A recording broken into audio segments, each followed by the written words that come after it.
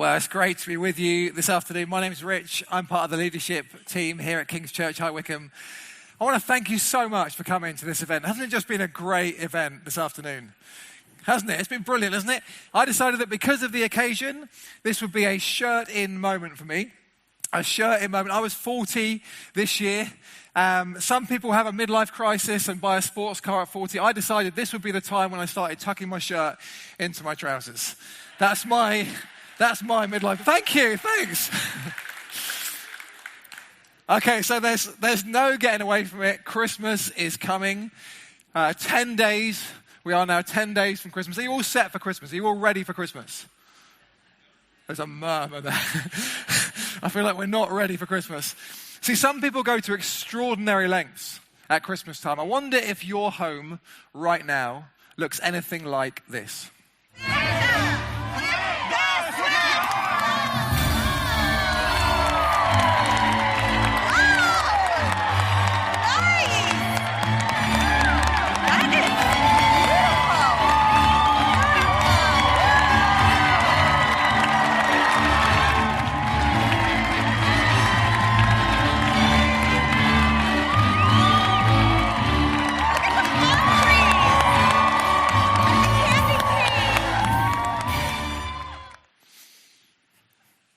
Quite impressive, isn't it? That was from an American TV series called The Great Christmas Light Fight. And in it, families compete to have the best Christmas display.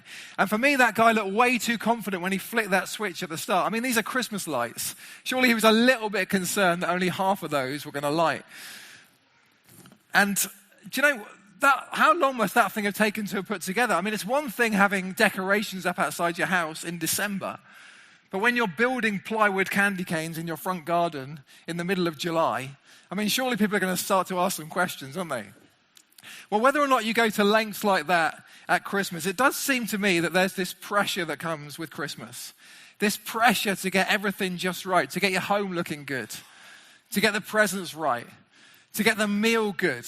And there seems to be these increasingly experimental ways of cooking carrots and things, thanks to Jamie Oliver, I think. But there's this pressure on Christmas, and I love all that. I love the lights.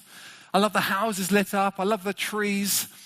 But I do wonder if there's just too much pressure around this one day. There seems to be this underlying promise that if we can just get the atmosphere right, if we can just get the performance right, if you like, then everyone will be happy. And I don't think the adverts and the songs this time of year help. They seem to present this almost unattainable perfect Christmas, this idyllic scene where everyone's happy, where it's snowing outside, where the kids are laughing, where there's no arguments and no tension. But I wonder, is that your real experience of Christmas? I'm not sure it's mine. According to a recent survey, 1 in 5 of us has had a cooking-related meltdown on Christmas Day. 1 in 5 of us. So if that's not you, it's probably someone on your row. I wouldn't necessarily look across at them. It might still be quite raw. But you know, when maybe someone said the wrong thing, or maybe the stress of it all has just got too much. Christmas is never going to be perfect. And you know, why should it be? I don't know about you, but I've never found that just because it's Christmas, my children suddenly turn into selfless, grateful angels for that one day. I've never found that the things that I do that annoy myself and annoy other people are any less annoying on Christmas Day. See, the main reason that I can say with 100% certainty that my Christmas this year is not going to be perfect is because I'm going to be there. And your Christmas is not going to be perfect because you're going to be there. See, the truth is we are messy, broken, flawed people, all of us. And I think we know that about ourselves, don't we? That although human beings are capable of wonderful things, wonderful compassion and kindness, and incredible intelligence and wonderful creativity, there's also this other side to us. See, why is it that we cling to this promise of the perfect Christmas? Well, I think it's surely because we know that something is not right, that the world is not as it should be. And there's something in us that longs for more. Maybe as you look back on this year, on 2019, maybe this has been a really, really good year for you, where things on the whole have gone really, really well. Or maybe it's been a really tough year for you this year. been a really difficult year, or maybe it's just been an ordinary year. I'm sure that if you're anything like me, you'll look back on those days throughout this year, and each day there will have been annoyances and frustrations, and there'll be moments where you've said the wrong thing and done the wrong thing and upset someone, or where you've put your foot in it in a really big way. Because that's what human beings are like. We are broken people, and we carry that brokenness into Christmas. And it's not just that we make the odd mistake, it's that human beings seem to have this propensity to mess things up. Or as one author put it, that human beings have this active inclination to break stuff, to break promises, to break relationships, friendships, and marriages that we care about. We break ourselves and we break each other in all kinds of ways. And in the process, we cut ourselves off from our relationship with God. But here's the real reason I love Christmas. Here's why Christmas is actually better news than the promise that you get of the fairy tale Christmas in those adverts and songs. It's because the true promise of Christmas is that God comes down into our mess. See, Christmas isn't actually about pretending that everything is good, pretending that everything's perfect. Christmas is about acknowledging that yes, there's pain, yes, there's hurt, yes, there's mess, but that God intervenes. That God intervenes in our mess. That's the story that we've been telling this afternoon in all kinds of different ways. With the children, through the songs, through the stories, through the Bible readings, that God intervenes in our mess.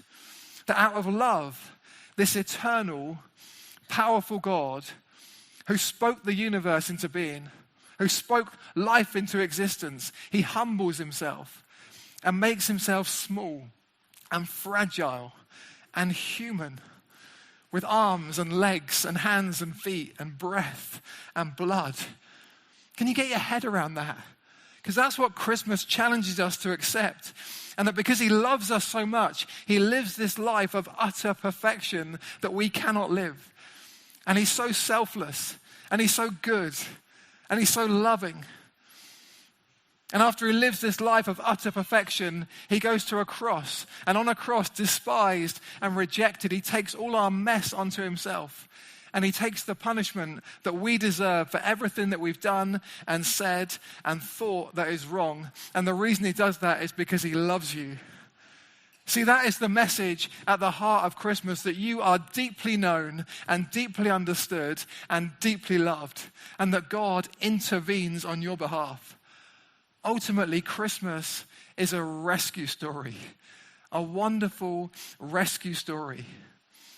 And the promise is that one day God will restore this world to the way it was meant to be, with no more brokenness and no more hurt and no more pain. And that broken human beings who put their trust and faith in Jesus Christ will live with him in perfection for eternity. That's the promise of Christmas. And that's why we can have joy at Christmas. That's why we can have joy long after Christmas, even into February when it's damp and it's cold and it's wet. We can still experience that joy through knowing the truth about Jesus. And you might say to me this afternoon, well, that's just another fairy tale. Or you might think that's too good to be true. Well, if that's you, I just want to challenge you for a moment on that. See, my experience is this, that Jesus has totally changed my life. That he's broken into my life and changed the way I see my life day to day. The reason I get out of bed each morning. He's changed my purposes. He's changed my plans and my hopes and my dreams and my perspective. And he's changed the life of many, many people in this room. And if you're thinking this stuff is too good to be true, I'd encourage you to come and find out more about this Jesus, to come and investigate him. Maybe you don't normally come to church. Maybe this is a very alien environment for you. Maybe you were hassled to come here this afternoon by a friend. Maybe that friend is sitting next to you right now. I'd encourage you to speak to them about Jesus, to ask them what he's done in their life, to ask them to hear a bit of their story. I mean, you know them, you trust them, you trusted them enough to come here with them today. Or come with them to church one Sunday. We have 3 meetings at King's each Sunday, 2 down here at our town centre site at 9:30 and 11:30, and 1 up at our Hazelmere site at William Ramsey School at 10:30. Just come along. You'd be so welcome to come to one of those meetings on a Sunday.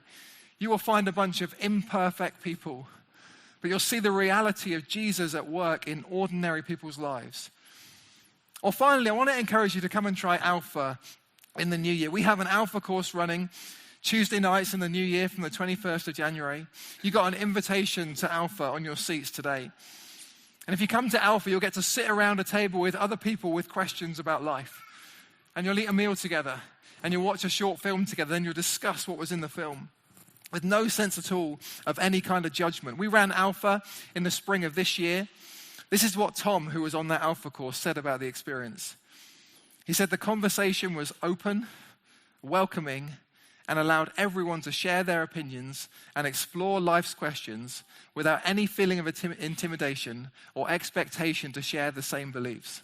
And then he said, and the food was amazing. So if you don't come for the conversation, just come for that free meal each week. You'd be so welcome to come. You can sign up for that Alpha course today, kchw.co.uk/Alpha. We would genuinely love to see you at that Alpha course in the new year. So as I invite the band and the choir to come back up, they're going to lead us in one more carol in just a moment. But may your Christmas this year be imperfect. May your tree be wonky.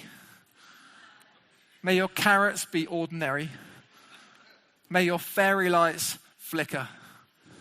But through it all, may you experience the lasting, life-changing joy that comes from knowing Jesus, the God who comes down into our mess. Amen? Amen.